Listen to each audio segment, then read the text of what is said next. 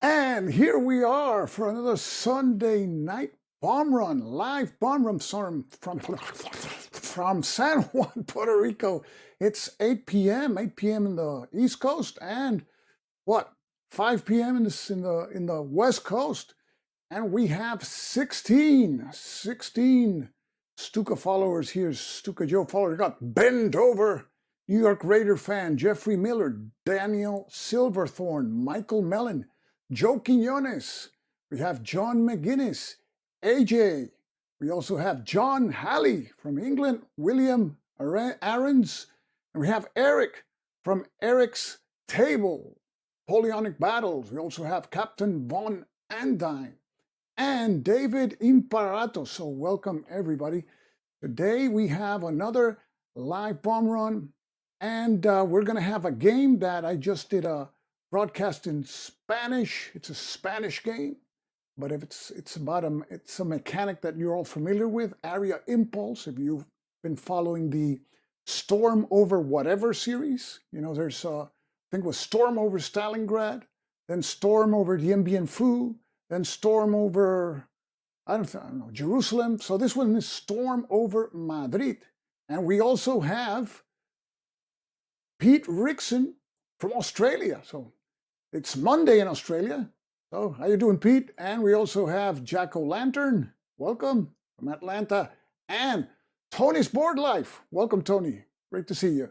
So this is a game from Spain in the Area Impulse genre and in the Storm Over X series. So that's what we're going to be showcasing today. So let's take a look here at what that will be. Game showcase, Asalto a Madrid. This is a game that came out originally in Battles magazine in 2020, published by Battles magazine. I think that French magazine is gone. I think it like interrupted services, came back for an issue, and I don't think it's there yet. If you know if it still exists, let me know, because I used to subscribe to that magazine. So that came there in that issue, and this is a new edition by Headquarter Games. Headquarter Games is a Spanish publisher. Now this is an edition in Spanish, but, and this is a big but, you can still get the English rules from the page in Board Game Geek in English, and I spoke with Miguel Santa Cruz, who's the owner of Headquarter Games. The rules, you can play the whole game with the rules. The rules haven't changed. They did some upgrading in some components. They cleared some errata. I think they added an extended example of play, but the rules are the same. So you can get the game at Headquarter Games. That's a Spanish website. So that's going to be our game showcase for today. And we're going to do another thing today. We have a live unboxing, and it's on one of those games that just came out last week. Everybody is already unboxing the game. We're going to do it live. I already unboxed it live on the Spanish broadcast, so I cheated. I know what's inside the game, and I also interviewed the designer. I haven't read the rules, so I know a little bit about the game, just a little bit. And this is Western Front Ace. I think this is, you can say, Gregory Smith's magnum opus on this kind of series, because I know that when it was conceived, you were going to have British two kinds of British pilots, Navy, Air Force. You got American, French, German. And then they added Italians and Austro-Hungarians to the mix. So there's a lot of stuff here in this box. So the unboxing is going to be pretty, it's going to be pretty a drag. But don't worry, I'm going to sweeten the deal at the end, okay? So today we're going to have a giveaway. And the giveaway is going to be one of those that you pick one of three, you know? So this giveaway, of course, is for only subscribers in the US and Puerto Rico. I can't ship anywhere else. I would have to mortgage my house if I want to do those shipments outside of the US. Sorry about that. So this is only for subscribers in the US and Puerto Rico. And the winner picks one. And you can choose from Battle Over Britain, a game fairly recently published by GMT. And this is about the Battle of Britain in a more close-up scale, obviously, than John Butterfield's RAF. And I know they have combined, there's a way of combining both. Butterfield giving you the strategic picture and Battle Over Britain giving you the tactical squadron-level action, trying to shoot down German planes and that sort of thing. So that is our first option. This is a game by Jerry Smith. And one of those games in his series, also with Gina Willis co-designing. So that's option number one. So let's say you're allergic to Spitfires and you say, I don't like Spitfires. So option number two is South China Sea, modern naval warfare. Where? In the Sea of China. So this is a John Gorkowski design published by Compass Games. And let's say, hey, Joe, you know, I don't like air. I'm not an air guy. I don't like ships. I get seasick. Don't you have something in the land? You know, sure. So that's our third option, which has been before in the pick one, but hasn't been selected. This is like, it's almost like a beauty pageant, these kind of things, this pick one. And this is ID Gestures, one of his favorite of all time. Race to Moscow by Phalanx. Now, this game includes an expansion that costs $30 that brings 3 Stukas. It doesn't include the expansion. I'm keeping that.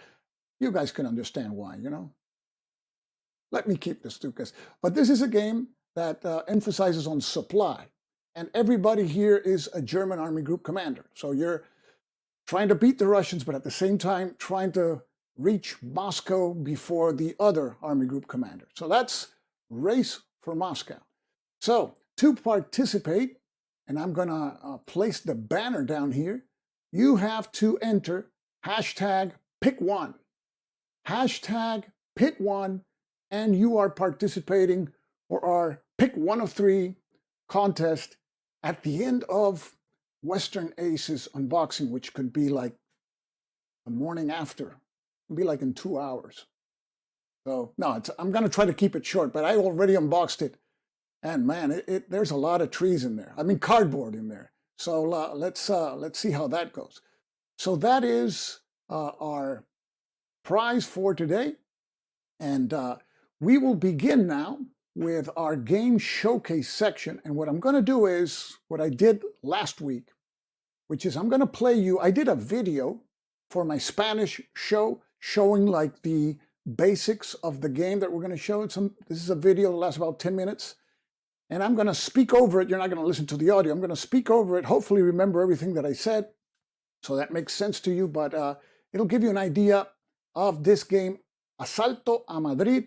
This is Storm Over Madrid by, I forgot that, by Headquarter Games. Okay, so here we go.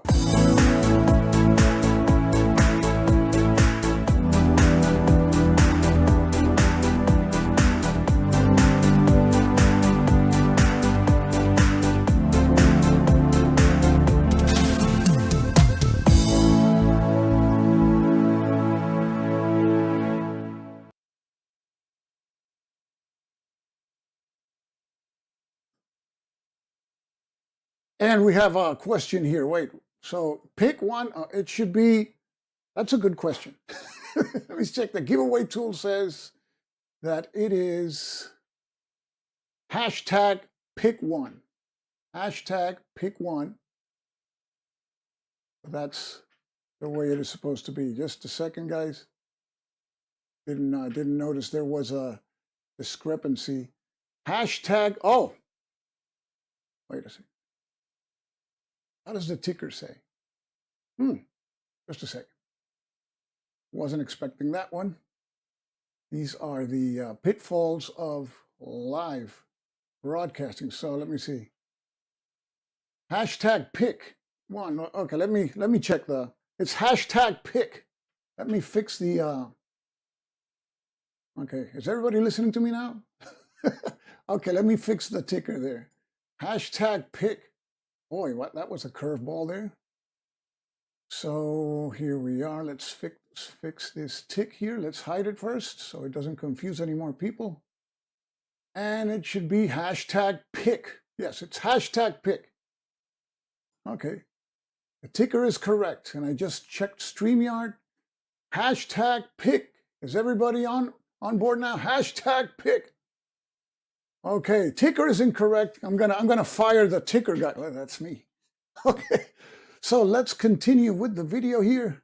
This is the Asalto a Madrid es un juego de área impulso para dos jugadores de complejidad media y que simula los. This is a medium complexity two-player game that simulates the assault on Madrid in 1936. This was the attempt by Franco to capture Madrid early in the war and knock out the Republic for good. And this is a two-player area impulse game, medium complexity, originally published in Battles magazine. And I know one of the designers is a Ballesteros, the other guy is a French guy, I can't remember. Headquarters is publishing it now with upgraded counters and fixed some errata and made the map a little larger. But you can see its map is oriented in a portrait orientation. You have the rules here. It's about 16 pages with total pages, but about 12 pages of rules, medium complexity. Counters are about 5/8 of an inch, and you have one player aid, but the rule book in the back also doubles as another player aid. So you have areas and zones. These zones are off map zones where reinforcements enter, and you have your normal areas and your urban areas. Okay, so this is important. As you know, in all these games, the top letter is the identifier of the area. This would be area M, which is Griñón, and the terrain effects modifier that you add to the defense. And you have here, for example, normal areas, and then the prizes here is Madrid is the prize, and urban areas make the Republicans fight harder. You'll see the effects later. Then there's also supply routes to the capital, denoted by these white lines with interior red lines, which are important. Now you have here nationalist regular troops. You have also from the Legion. You have from the Regulares. You have from the Arabs that fought for the Spanish. You have also militias. And here on the Republican side, Republican Army, communists. You have anarchists. You have the Young Socialists. Here you have also the international brigades, Basques and Catalans fighting on the Republican side. Now, you have the name of the unit, and this is battalion level. You have the faction to which they belong. Then here you have the attack rating. This one's 0, defense 8, and movement 2. Artillery has just defense and movement.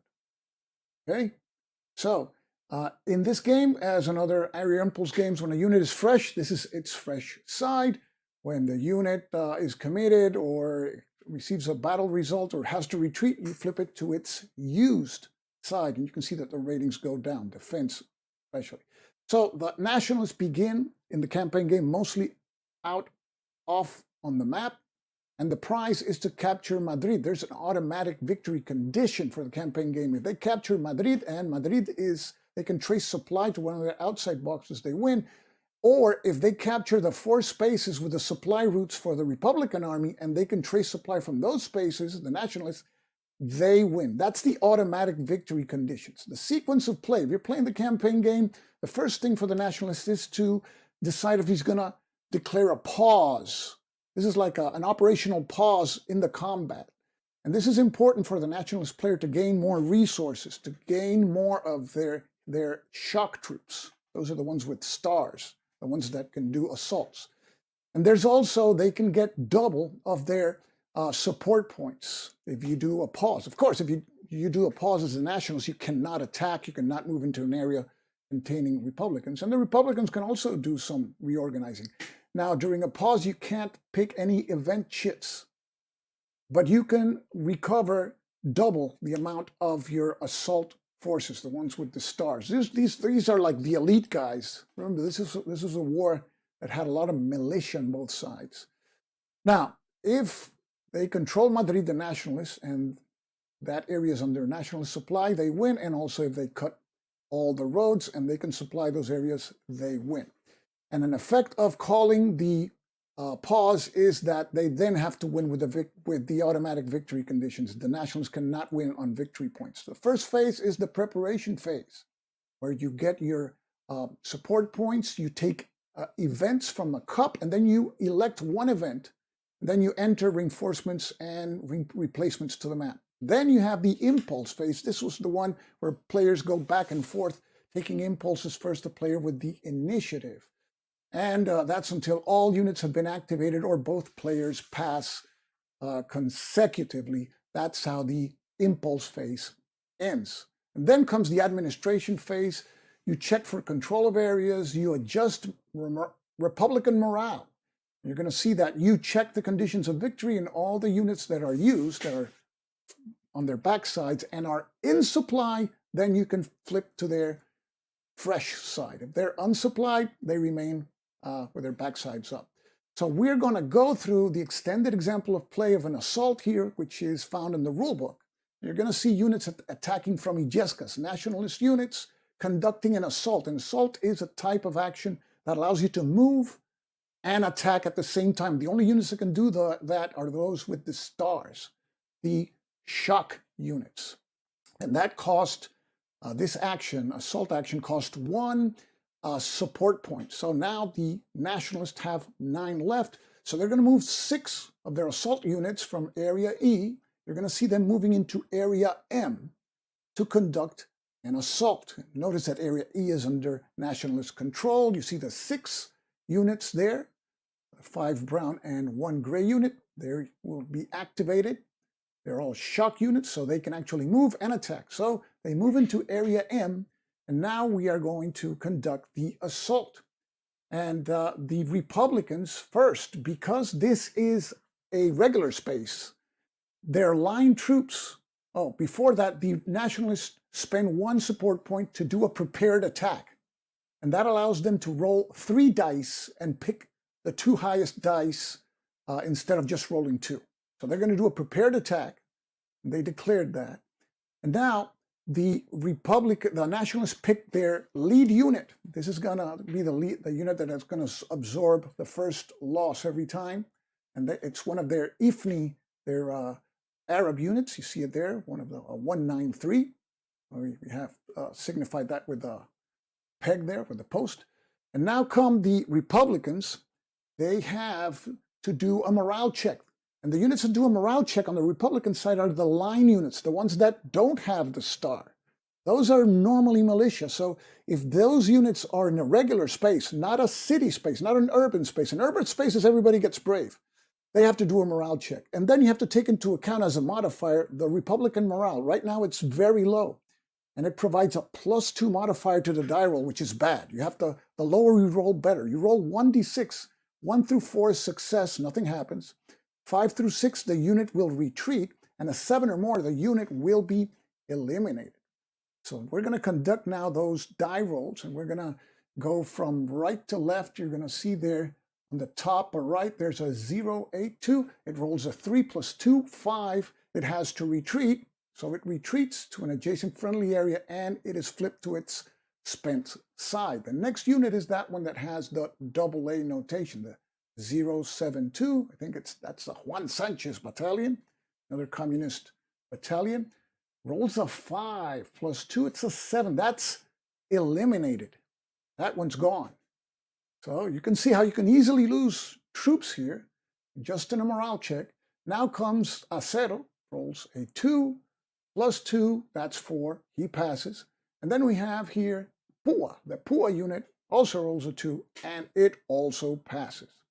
So that's the morale test, the Republican morale test. Next, the Republicans have to choose now a lead unit of their own. So let's see which unit they will be they have to make a decision also to see whether they counterattack. This is one of the cool mechanics in the game.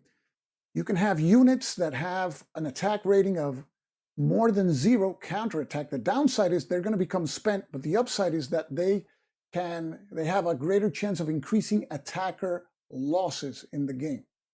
So they now will counterattack with those units, Lister, Gallegas, and Acero, and they will be counterattacking in an area which is a regular area during an assault. An assault gives them another +1. That's they start with a base of 5 plus a 3 units counterattacking, 3 plus the assault. That's a 9. That's what is called the intensity level. The attacker has to roll that or higher, otherwise the attacker will suffer losses. So now we see here that we calculate the attacking rating of the attackers, the attack value. It's going to be a 7. You add up their attack values. So they have 7. And the defenders pick a lead defense unit, and they pick Lister's battalion, a 1A2, so that's going to suffer the first loss. Now, in the game, you could pick events that are combat events and bring them into the game. The attacker picks one, the defender then picks another one, and you can influence the game. And I'm going to show you these events in the form of cards that they did for them. But in this example, nobody's going to use events. So we will have the die rolling. Because it's a prepared attack, we will discard one of the three die rolls, the lowest one. So we discard the 3. So we have a 9 plus 7 for the attacking value is 16, and 16 we subtract that by from 9. That's going to be 7. Remember the defense here is Lister 8 plus 1 for the terrain is 9. So the attack with the die 17 minus 9, 16 minus 9, 7. So 7 is the amount of loss points that the Republicans have to now sustain. And if the result, notice, instead of the die roll being a 9, if the result would have been a 7, which is lower than the intensity level, the nationalists would have 2 losses, the difference between the intensity level and the die roll. So that's what the counterattack will do for you. It will up the ante for the attacker to try to beat that intensity level so it doesn't suffer any losses. But now we have to satisfy 7 loss points on the Republican side. So if you retreat, you satisfy 1. First, we flip the counterattacking units, and we still have to satisfy the 7 points. So we retreat, then 3 of them, that's 3. Now we retreat the 2 artillery units that were there. That's 2 more 5. Now the PUA takes a loss, so that's 6, and we still have to satisfy 1 more point. So who gets it? The lead unit. So Lister's battalion is eliminated because it suffers always the first loss. And yeah, he's out. There he goes. So that's how resolve assault combat. The Republicans still have 1 unit in Grignon, so they still control the area. This is what it's known a contested area, but still under Republican control. So in the next turn, what you could have is that Basque unit that you see there in area R could move in. You have various options, or move out the Republicans in Grignon, or try to bring more reinforcements in. So that's an example of an assault in the game Assault on Madrid. And there's 2 types of combat. It's assault, and then the other is regular combat. This one's more involved. because it has the option of the counterattack. I think the other one also has the option. I like the option of the counterattack to increase the intensity level. So it's a tough decision. I think it's a good mechanic because it keeps the defender engaged. Normally in area impulse units, the attacker attacks, you just roll and see what happens. The defender, by choosing to counterattack, is going to commit his units, but he is going to increase the risk for the attacker. So in this particular game, there's going to be a lot of Republican units entering the map, and the Nationalists don't have a lot of reinforcements, so they have to go for Madrid.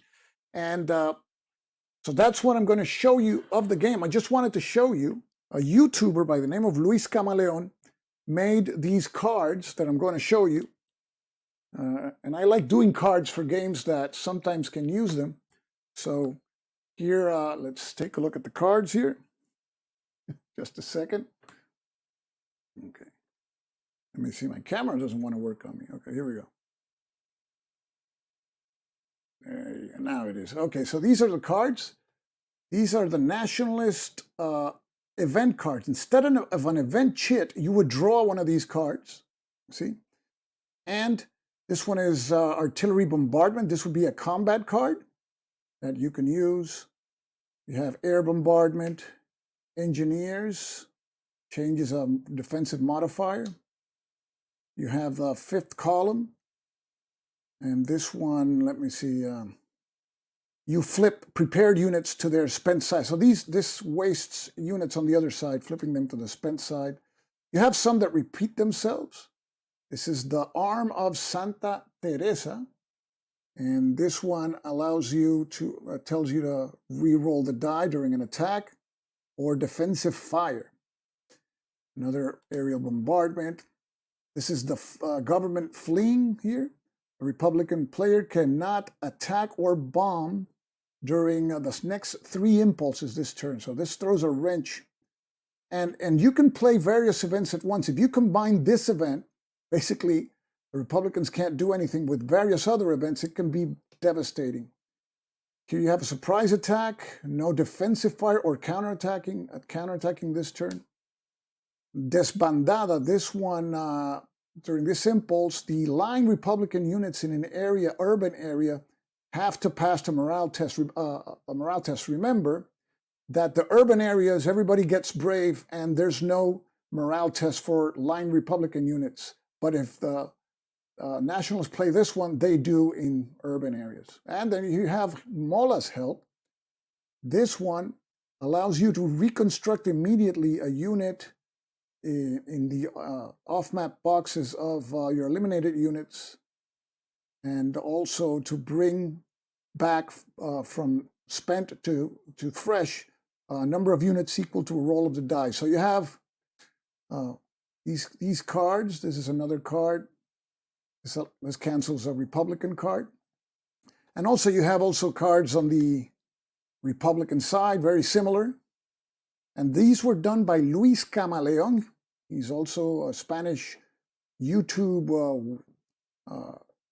war gamer. He has his YouTube channel, and these were really very nicely done.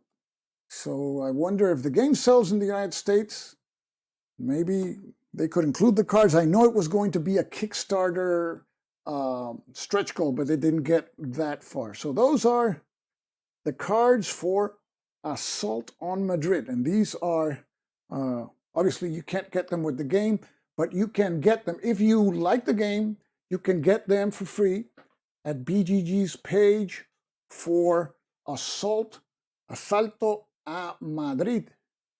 We have here Pete. You like Downfall of Empires and Downfall of the Third Reich. I'm glad you enjoy them. You're going to try Asalto a Madrid. Okay, tell me how you like it. This one I didn't get from the publisher. I bought myself because I really like Area Impulse, and maybe I'll do a video. I should do like a video on it in English. I mean, it televises well also. It's entertaining, I think. So, okay, I like the shirt. Let me see. The shirt here says Junkers 87 Stuka. This is the A model, and the A model is the one that was used in the Spanish Civil War. So that's why I put it on today. So we have here Alan Salazar. And Alan, you were in the other broadcast too. So Alan's had a double dose of Storm Over Madrid here. So great to see you. And we had Riff also. Great to see you, Riff. So that is our showcase for today.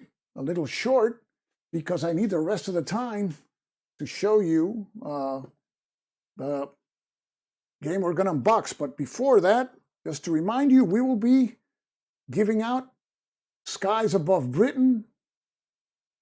We have South China Sea and Race to Moscow. The camera wants to bail out on me or something. Here we go. Those are, you pick one. We're not giving out all three. You pick one and choose between those. If you win, we will ship it tomorrow. So to participate, it's hashtag pick. Hashtag pick to participate. Skies Above Britain, South China Sea, and Race to Moscow. Okay, for those of you, any of you who just arrived. So let's go now to our unboxing. And we will be unboxing today none other than Western Front Ace. And here we have the box.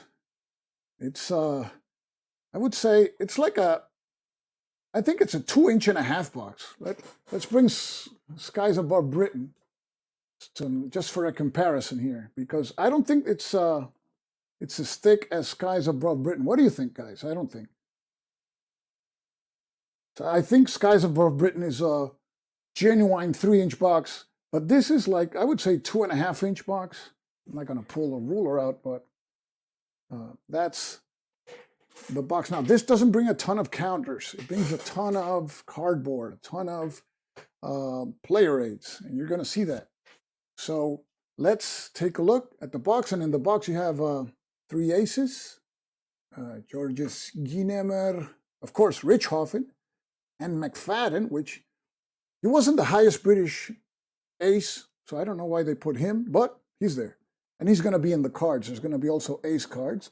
The box is sturdy, nice. It has on its sides very nicely done pictures of some of the aircraft. Now it's a very fine production. And this has been cooking for some time. I interviewed Gregory M. Smith in 2019 at Consume World Expo. That video's still there. You can check it out. And at the time, it didn't have as many nationalities as today. Now, the first thing that it brings is this sheet. It says Thursday, December 1st, 2022, clarifications. I'm so glad it's not an errata. Clarifications. Okay, got it. And it's just one page on one side. So that's cool. You can live with that. It also brings this pad of to score your sortie logs. And of course it's all empty, and in the back it has the same thing. So you get that pad. What else you have? You have a bag of baggies, and you have a bag of dice. You have a 20-sided die, and then you have 2 6-sided dice and a 10-sider. All there in one bag. Okay, and what else do we have? Let's take a look at these boards. These are the boards here. This, I don't know what you call this, campaign board. This is the one for the Western Front. And you can see that it has an area here to place the combat card draw deck and the combat card discards. You can place them right there. Then you have, for example, if we start from the English Channel, you see like the front lines. So you have there, there's a space always in white between the lines. Okay. You got these spaces in white. Not sure how it works. I haven't read the rules. but I know that you're assigned to airfields. These could be airfields that you're assigned if you're German, and if you're an Allied pilot, you're assigned to these airfields. And I know this can be all done randomly. Your pilot's name, nationality, everything can be done randomly. So this is the one for the French front here, the Western Front. So you have no man's land. This is the explanation. Friendly is white, German, British, friendly American, and Belgian. That's what it is. So that's why you have that space in yellow over there, because that's where the Belgians were. So if you're going to be a Belgian pilot, that's going to be your space. And then there is another one, which is much more modest in terms of spaces. And this one is for the Italian front. There you go. There it is, the Italian front. So we see up here in the Alps, you have Trento. That would be for Austro-Hungarians. There we have here the Italians. Now, no man lands is the red, friendly is the white, and here you have Vicenza. That's like a track that you have there. And here you have the other one here. I guess Caporetto would be on this side. So you have Trieste, friendly, Isonzo, and Udine. Those two tracks there. Of course, you've got your combat card deck and combat card discard pile. So those are the two boards that come with the game. And let's see the counters. We got two counter sheets. This is the first one, and they come in shrink. I took them out for the other unboxing that I did. So here you have the medals, and I think they're upside down. Now they make sense. So here you have the markers. Take a closer look. Damaged, inoperable, I suppose. More damage markers. You have some planes. Take a closer look there. See them? These are British and French planes. And you have some medals down here. Take a look at the detail there. Medals, lots of medals. I imagine that the name of the medals in the back, let me see. Yeah, it's in the back because I have no way of knowing. So you have some bombs. A few players there. You have the Red Baron there, his plane, the DR-1, and in red. And you got more medals. These are the ranks. Oberleutnant. You have the Germans, Royal Flying Corps. That's what it was called. It wasn't the Royal Air Force yet. So Austria-Hungary. We have Germany there. Italians, Royal Naval Air Service, and U.S. So that will be sheet number one. I'm just going to turn it back, make sure you got the medals here, so you can see the detail of the game. You got the Order of the Red Eagle, Great Britain, Order of St. Henry, Saxony. So there's got a lot of detail in the medal that you win. And I remember talking to Gregory Smith, if your pilot is from some part of Germany, Saxony, he gets a particular medal. You don't get the same medal for all German pilots. Germany had been reunified very shortly. So we have sound, right? I think we have sound. Let me see. Yeah, well, my lights are sounding. Okay, we have sound. We're going for the other counter sheet here. And here we have the Allied planes, light brown. If we can take a closer look. There you have them. And it's just the model and make and the nationality. You have some Belgian planes there. You see the insignias. You have all kinds. You have two-seaters, and you're going to see. I don't know how long it's going to be a campaign with two-seaters. It's not like very safe, but who knows. And you see some planes here, they are composed of two counters, like here. These are two counters.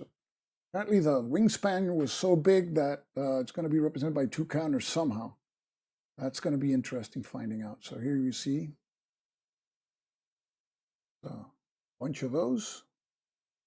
Newport's SPAD 13s, which were like most popular there.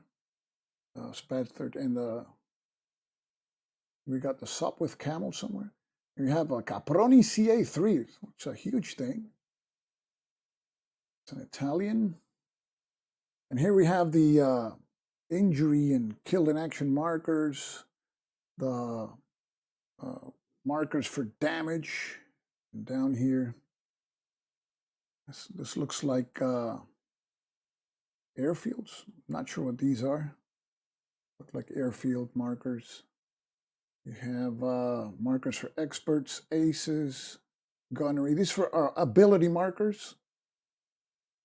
Offensive. Some offensive counters there. Ammo. Have these here. Type of missions, looks like. Very nicely done. They look really nice. They're very nice. And here we have some Axis planes. No, Central Powers. Jesus, this is World War I. Okay. So that's counter sheet number 2. Okay, guys? If you want, we can take a 2-hour break because now we're going to go through all the card stock. No, here we go.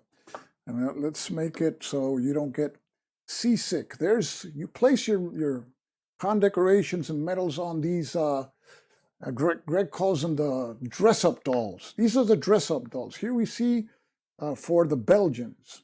Just to give you a close-up on the first one, this is where you place the medals that your pilot wins in his campaign.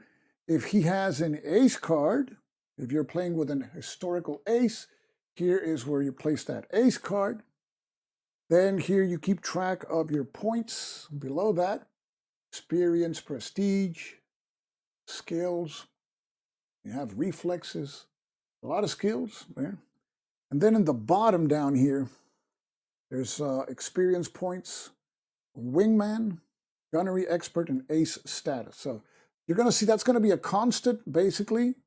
What's going to change is the tunic, the symbol here, and the place where the medals, because you see this one has already the medals, which are country specific, the Order of Leopold, there you see the Order of the Crown, and that sort of thing. So what I'm going to be doing is I'm going to be flipping this one to its backside, and what we have now is the ace card for a French pilot. You see, French pilot. Now we're going to bring our next pilot status. I said ace card. Pilot status marker. This one is for German pilot. See the tunic there. We're going to flip this one back. And this one is for an Austro-Hungarian pilot. And the background colors change. Pretty cool. Okay, there's more of these. So I know, let's take a look now at some of the tables that you're going to find here. This is one of the tables. This one is a skill effects list. It has your landing chart here, parachute chart. So you even have situations where you're going to roll to see how of your parachute, how did it perform. Fighter damage chart, landing weather chart. And of course, this is on one side, and on the back side, you have aircraft damage listing. This is the specifics of what gets broken and what is the effect here. Wing struts, control. This gives you the procedure you have to do when you receive the specific hit. The fuel tanks, you have to leak to see if your plane catches fire or not. It's very similar to, well, I have Zeppelin Raider has some of these features, and I guess the other World War II games also. Let's take a look at the next chart that we have here. And this is a random events chart.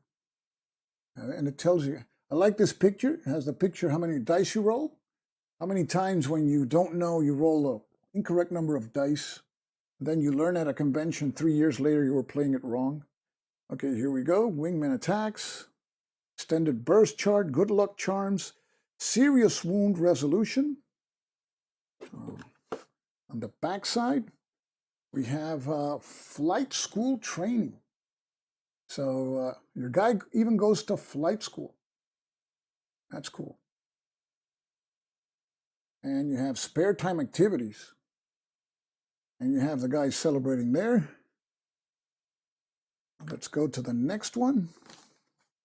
And this is it's really a sandbox game in a sense that you can start from scratch and you can do everything to select your pilot, his name, circumstances, using these charts. Here we see the Allied Airfield Location Generator. This is going to generate, and you see the top has, you roll 3 dice, so this must go from 3 to 18, and it's going to tell you the base where you start. And on this side here, you roll the die, and it's going to tell you if you're going to be in Belgium, a Belgian, British, or French. So, and that is the Allied Airfield Location Generator. So you can imagine there's one for the Central Powers. The Allied Airfield Location Generator for the Italian front. This one is for the Western front. So now we flip it, and we have the squadron assignment for the Central Powers. So this is going to tell you which squadron you're assigned to if you're a Central Powers pilot. And you roll 3d10 down here. So this goes all the way to, well, this is interesting. I have no clue what, 30. Don't really know how that works. But I'm going to tell you what squadron you're assigned to. And it could be if you're German, Austrian, and it tells you the aircraft that are available. This must be like at the beginning, but you can start, well, you could start in 1918 if you want. So you don't have to start in 1914. So that's another of the myriads of tables here. Then we have the Allied Pilot Name Chart. So if your pilot is a Brit, you roll for his given name and for his surname right there. You also have for the United States and for French pilots. And in the back, you are going to have for Belgians and Italians. So this is the Allied Pilot Name Chart. There must be one for the Central Powers. You have some depictions of medals there. And we have here the Central Powers Pilot Name Chart. You have German given names, German surnames, and further to the bottom you have Austro-Hungarian pilot names. Here. And let's see if there's anything like that in the back. No, because Central Powers are fewer countries here in this game. You have the Victory Location Generator. So you also generate a victory location here, and you roll 3 dice. So you go from 3 to 18. That's for the Western front, and this is for the Italian front, and then, I don't know what this is, distance and direction. Direction. This is interesting. I have no clue. Okay, so then we still haven't gotten out of the generating scenarios portion of the game.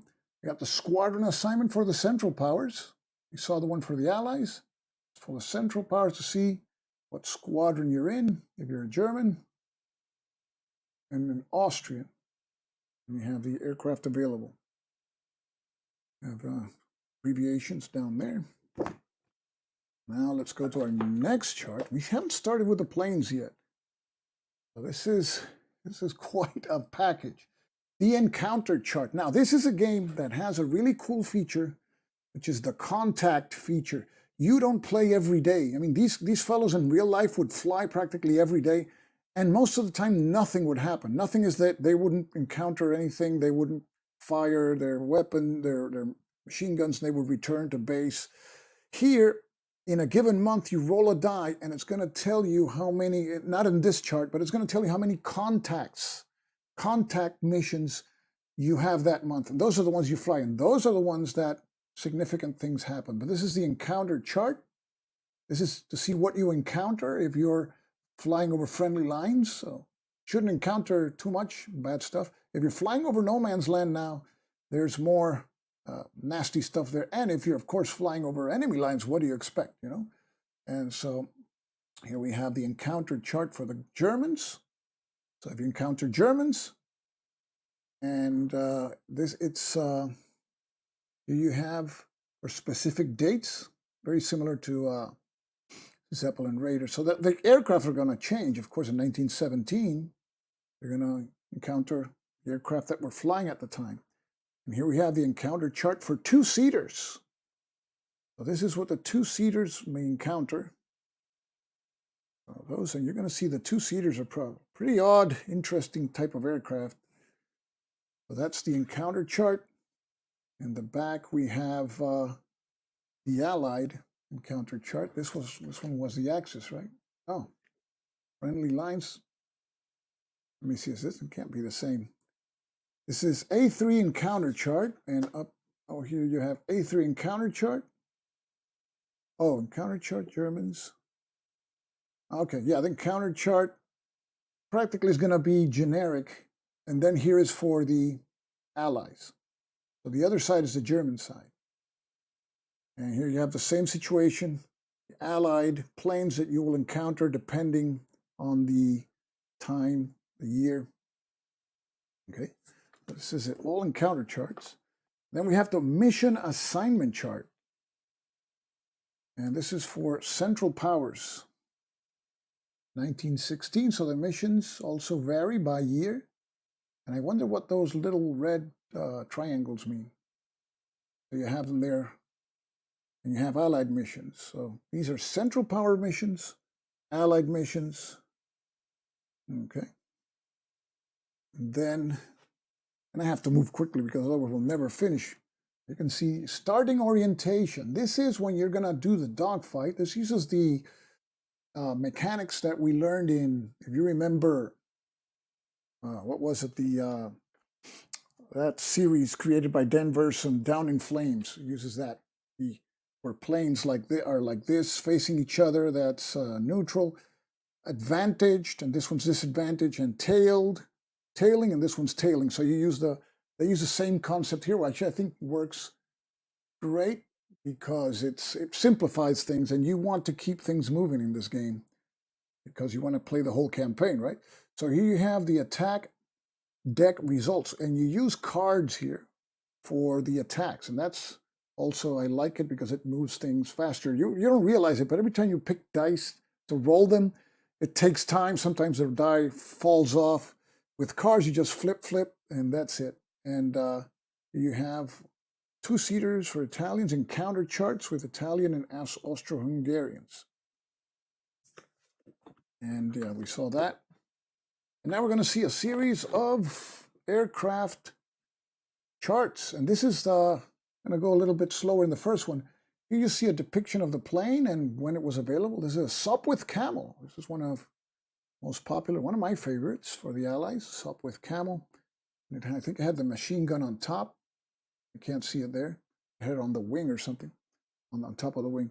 You have your endurance marker. So this is for fuel purposes, I suppose. And then you have here the mission that is assigned. You have any skills that your guy has. You put them there. Where your current base is, opposing base, mission.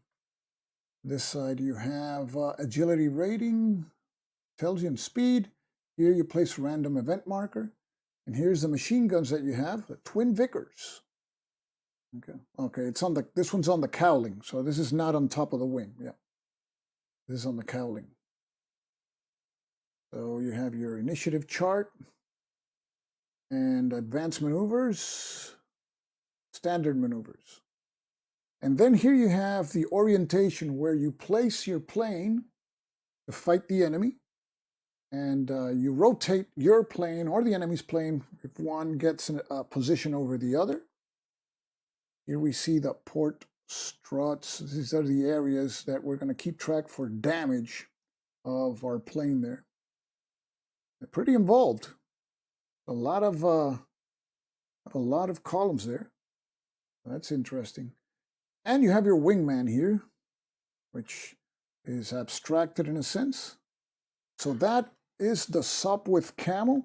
And if we flip this particular one to its other side, you're going to see the Newport 17. And if I just start placing these, you're going to see the Newport 27. And on the back side, you're going to see the Newport 24 BIS. This would be for the French. You see the signet here for the French. Let's bring another one in. And this is the SPAD. SPAD 13, British. And if we flip it to the back side, here we see SPAD 7. Available at start. Wow, so that's early on. This is 19 start. I don't think start is 1914 though. So the next one is the Newport 21. And you see here the Newport 23. And we have a question here. If the game includes pilot maneuvers, that's a good question. I'm not sure. I don't think they have. I'm not trying to remember how you play a card. There may be. We'll check the cards, but I think the cards are for firing. There may be something for maneuvering there. I just don't remember off the top of my head. So let's see here. Next one is the Newport 24 BIS, available June 1917. And then on the back we have the Newport 28. Next one is the Hanriot HD1, available August 17th. And you have the Newport 11. And of course, all these charts will vary in terms of damage and all that. But if I show you all that, we'll never get through this. But we've gone through a bunch already, and there's a lot more. There's a lot more. So the next one is the SPAD 7. This is a very popular model, SPAD 7. This one's available at start. And then we have the other side, SPAD 13. Also very popular aircraft, very sturdy Allied aircraft. I have another chart here, also another SPAD 13. And I wonder what's the difference between the top SPAD. Let me see. Let's put them both there. They look the same. Let's see. They look the same, okay. Put them side by side.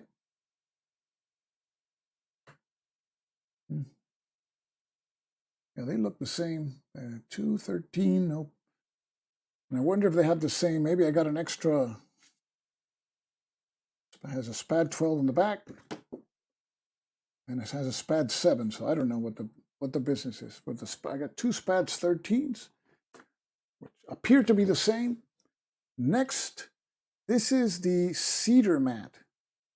You saw that in each one of these aircraft, which are single seaters, you have your mat. This one is a two-seater mat. So different countries are going to have different two-seaters, and this is what you use. So it's more like a generic or a two-seater type. I don't see that it's a specific model. You have here three kinds there. So let's see here. You have different speeds and agilities.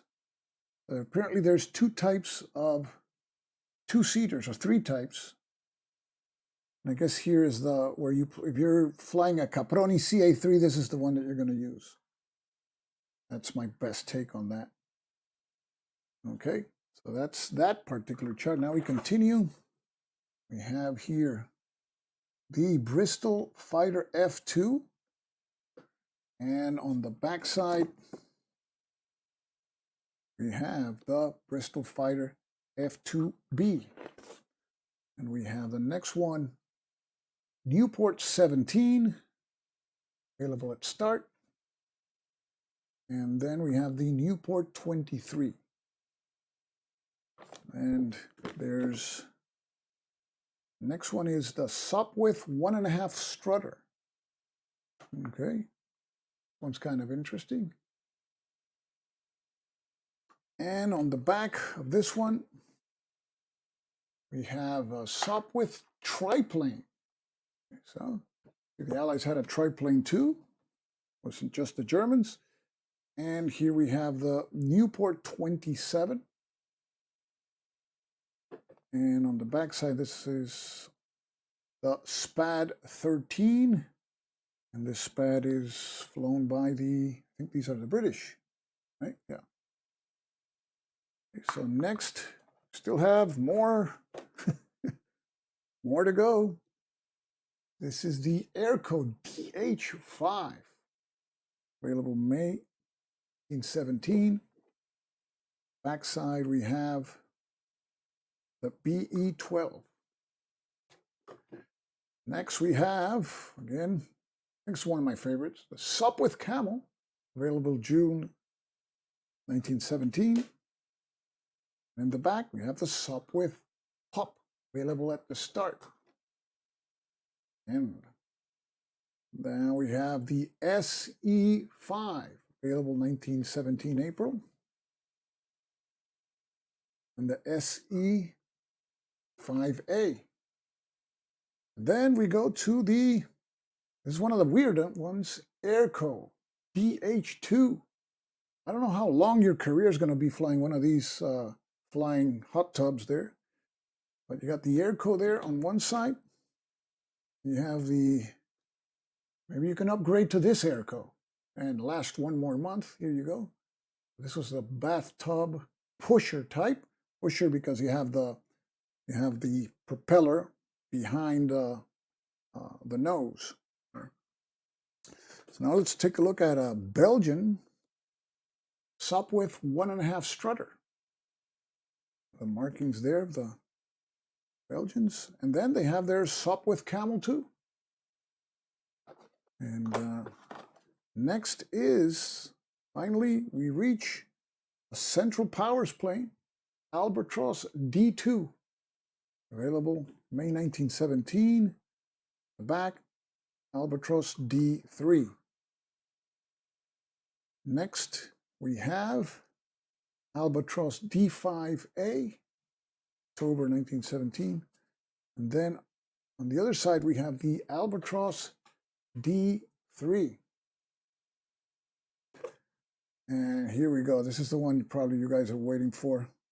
For some reason it's black. It's the Fokker DR1. This is the triplane. This is the one the Red Baron flew. So let's see what it have a lot of it has a lot of these damage markers. They got 3 wings. So you have that there. The endurance mission, I don't see it.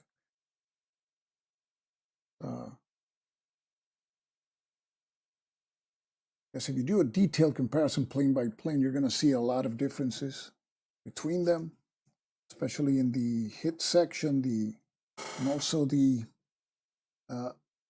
agility rating and speed is a number that we see here.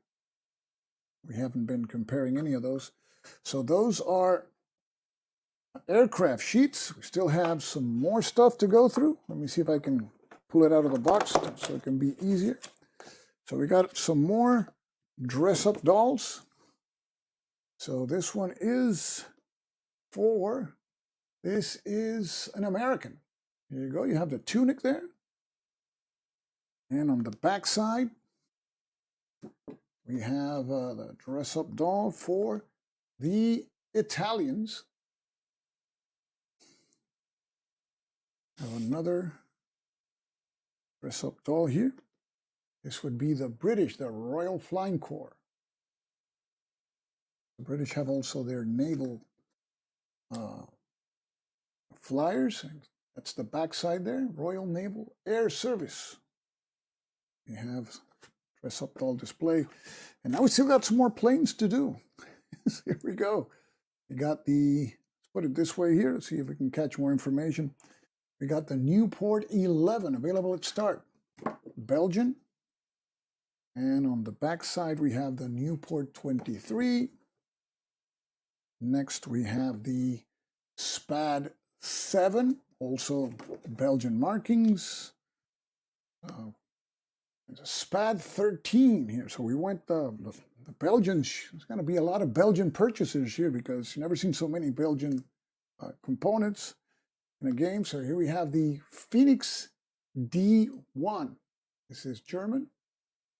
Available December 1917. And on the back side, we have, yes, you guessed it, another Belgian aircraft, Hanrio HD1. Now, the next aircraft here is the Hansa Brandenburg D1, available at start. And the other side, you have the Aviatik D1, available September 1917. Then we have another one of the popular German planes, the Fokker D8. This is 1918 when it is available. Pretty long endurance there. And then we have the Fokker D7, which appears to have more endurance to it than the other one. Let me zoom a little bit out. That'll give us a clue. Next, we have the Halberstadt D2. Not so much endurance.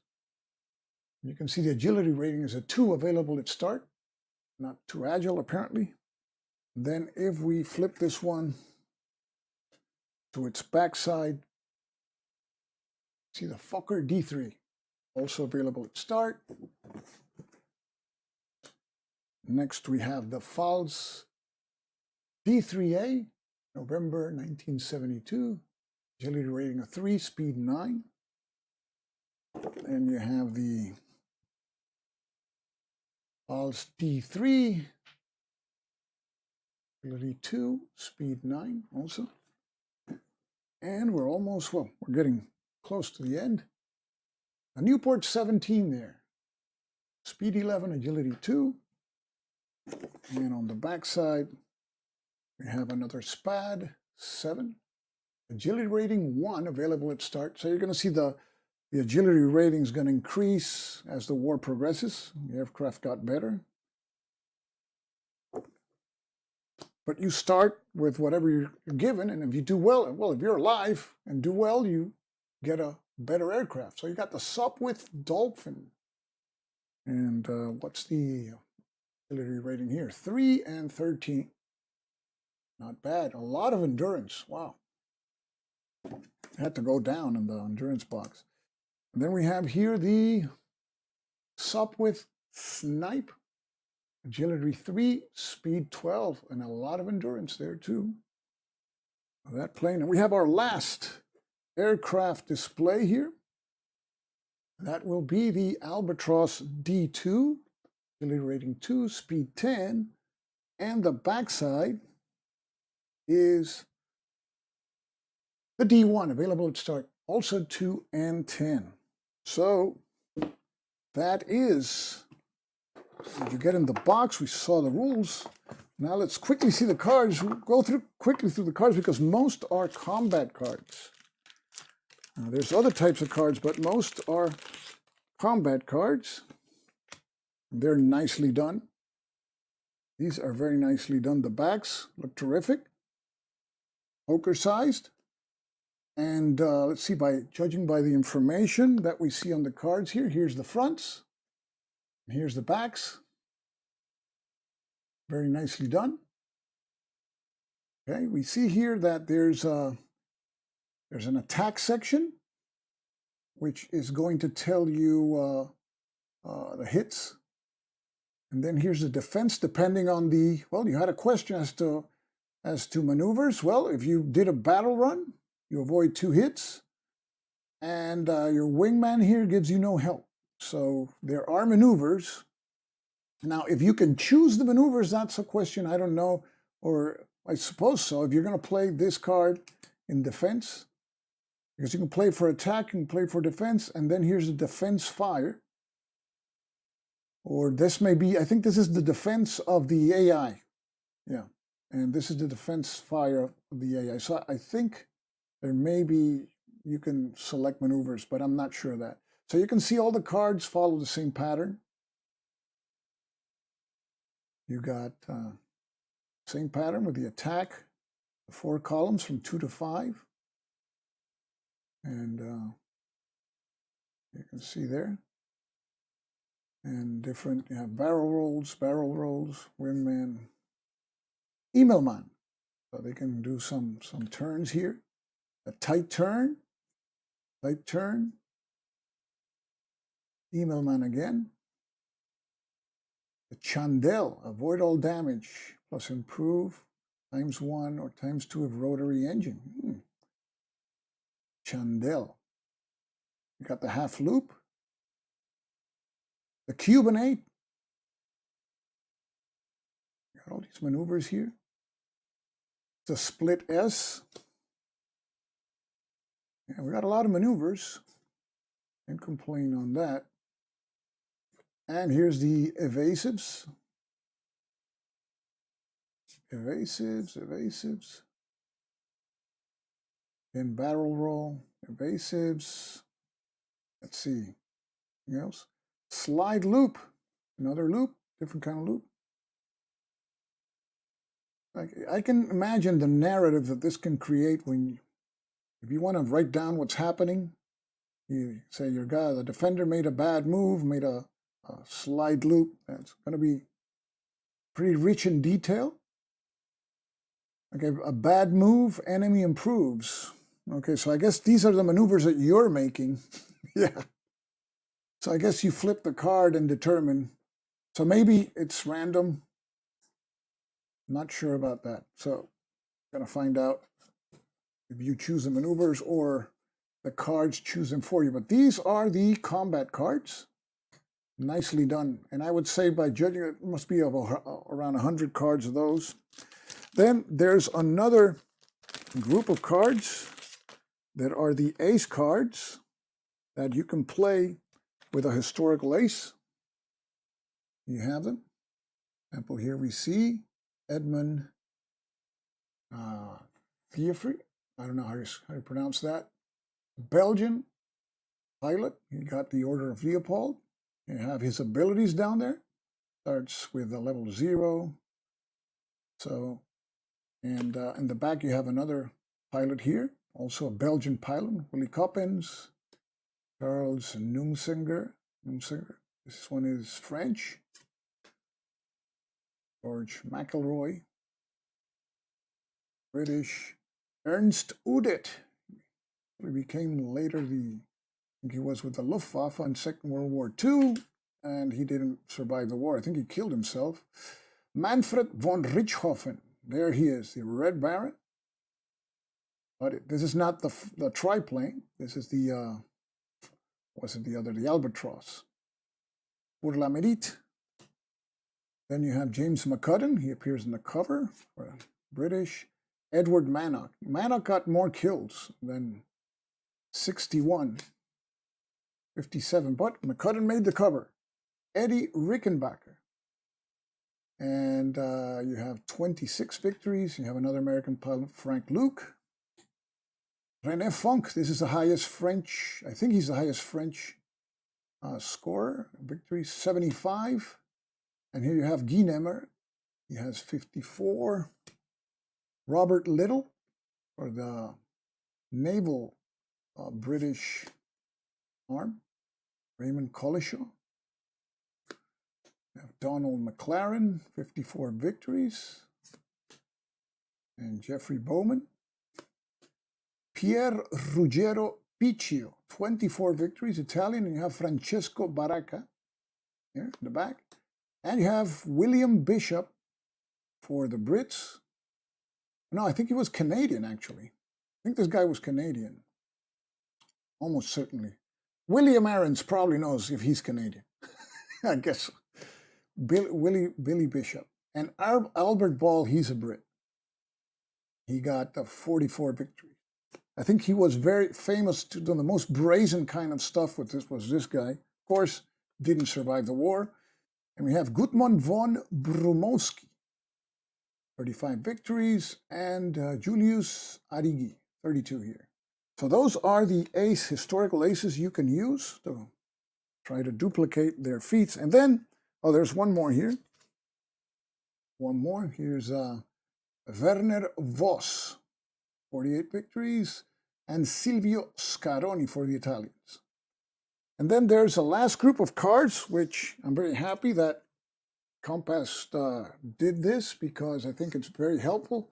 These are sequence of play cards for Western Front Ace. So if you're learning the game, these come in handy because there's a significant number of steps and it's important to do them in order. If you screw up the order, you're not playing Western Front Ace, you're playing another game.